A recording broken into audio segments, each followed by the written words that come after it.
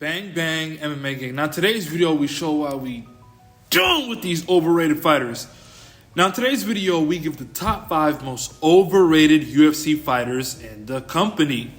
Now when I say overrated, these could be title contenders, these could even be champions of divisions, and we show why they are overrated. Starting off, we have Justin Homer Simpson Gaethje. Now, when you look at Justin Gaethje, people view Justin Gaethje as this, he'll knock out, he's the hardest hitting puncher. He hit like he hit like truck. When Khabib said that, it's taken a life of its own. The guy hits hard, but this whole patient Gaethje, I remember that narrative came out after he jabbed for 1 round against Rafael Fiziev. Patient Gaethje's back. Remember that? But as far as Justin Gaethje goes, the guy has no IQ whatsoever. He's a stand and bang guy. He fought Dustin Poirier. We all know that was a fluke. The head kick versus Dustin Poirier was an absolute fluke. He got absolutely flatlined by a 45er in Max Holloway, and he lost to Rafael Fiziev. Now, rewatch the fight with Rafael Fiziev. The guy lost. He won, I would say, was it the first or the third? I forgot which one it was, but 100% Fiziev won 2 rounds. People just like Justin Gaethje just because of his style. Oh my God, Justin Gaethje's gonna do a backflip after he wins this fight. Like, let's be honest. Got flatlined by Max, lost to Fiziev, fluked versus Dustin, lost to Eddie Alvarez, lost to Poirier. His biggest fall off was against Khabib Nurmagomedov. People give Gaethje credit because he won the first round versus Khabib, but if you really look at it, Khabib wasn't really shooting. Khabib was like, give me your best shot. And I'm not a Dagestani I'm not a Dagestani fan by any sorts. I like Khabib. Khabib's cool. But when he fought Khabib, everybody was like, damn, he took that first round. Khabib took his best shot, the uppercut with the left hook. And it didn't faze him, bro. And as soon as the second round started, Khabib took him down, had a fucking armbar, switched it to a mounted triangle armbar, then went on his back for a normal triangle just so he didn't break his arm in front of his parents. Now, a guy doing that for you means that guy is toying with you. And the way he lost to Oliveira, he called Oliveira a quitter. He's a quitter, and I'm going to make him quit. And he's the one that ended up quitting. Like, the guy's an absolute overrated assassin. He's one of the most overrated fighters, but he stays at number 5. Moving on, we have Yair Rodriguez. Now, people love this guy simply because of his aesthetic style. Ooh-wee. Yair Rodriguez with the absolute crazy spinning wheel kick. He has a crazy high kick. When Max Holloway said he can kick from boxing range, he can head kick from boxing range. Like, let's be honest, Yair Rodriguez, people love his style, not necessarily him as a fighter, just his style. If we take a deep dive on Yair, he lost to an old Frankie. Let's be honest, bro. He lost to an older Frankie. He lost to Korean Zombie. Well, he beat Korean Zombie, but we all know if it wasn't for that stupid ref, I gotta go see what ref it was, that told them keep fighting. They were hugging it out the last 10 seconds, and he told them to keep fighting, and he got that fluke elbow. But yeah, he lost to what's his best win? His best win is like a 70-year-old BJ Penn. Like, what's your best win? Josh Emmett? Dan Hook? I can't say that last name, but Dan? Come on, bro. Yair is absolutely overrated. I don't care what you say. If you can grapple, if you have high school level wrestling, you can beat this guy. Like Frankie beat him. Like, he fluked against Ortega the first time, which was an injury. But let's be fucking honest. Ortega was absolutely rocked their last fight in February. Ortega came back and beat him and submitted him. Like, the guy, if you can grapple high school level of wrestling, you can beat this kid. All you got to do is close the distance and take him down, submit him. Yeah, the guy's absolutely overrated. People telling me he could beat Max Holloway. Max Holloway beat him. He could beat Volk. Volk absolutely demolished him. And then now he wanted to call out Ilia Topuria. Good God, bro. Yair Rodriguez, you're number 4. You're absolutely overrated. Leon, number 3. Marlon Chito Vera. Now, this guy has been surviving off of this cool guy gig, and the gig's up, bro. We're done with it. The gig of him being the cool guy that everybody likes, that gig is up, bro. You're a knockout searching merchant.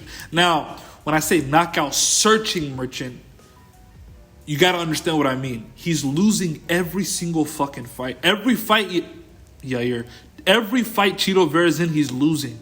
He's looking for a knockout. If he doesn't get the knockout, he doesn't know how to bank rounds for him to add up to get on the scorecards. He lost to Pedro Munoz.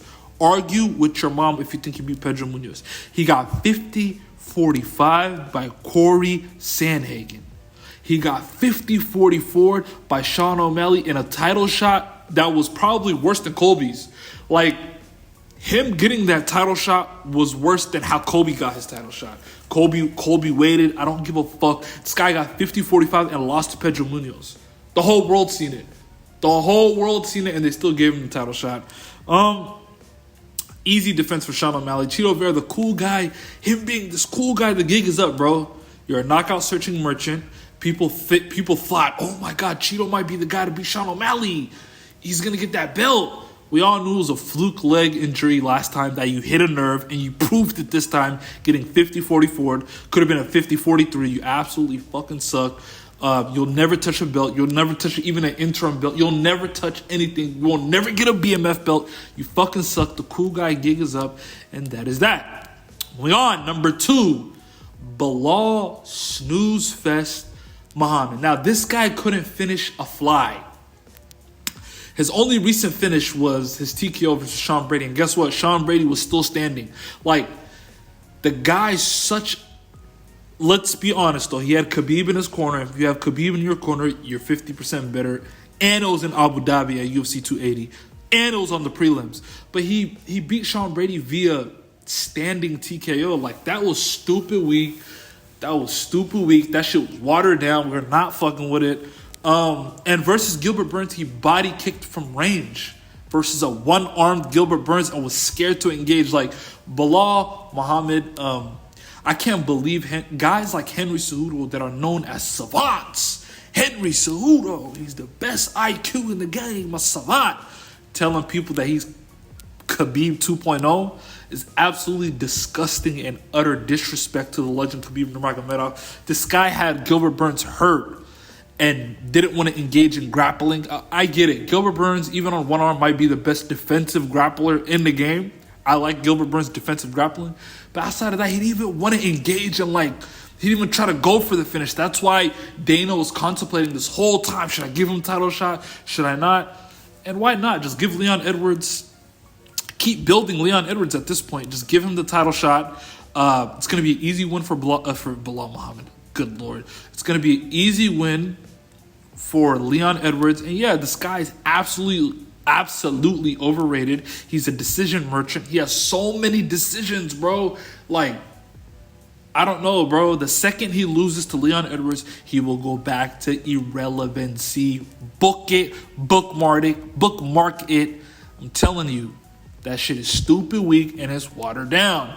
Moving on to the most overrated fighter in 2024 in the UFC, and is none other than Jon Jones. Listen, buddy, this ain't 2015 anymore, buddy. This ain't 2015. You got to prove it. You got to show us you deserve to be champ. Now, when we're talking Jon Jones, you beat Ciryl Gane, who has the worst grappling in heavyweight. I would maybe Tai Tuivasa. There's a couple. Like, you get Ezekiel choked by Alexander Volkov, it may be Tai Tuivasa. But nonetheless, what the fuck am I saying? Nonetheless, you beat Ciryl Gane, who doesn't know how to grapple. That fight was so bogus, it looked fixed.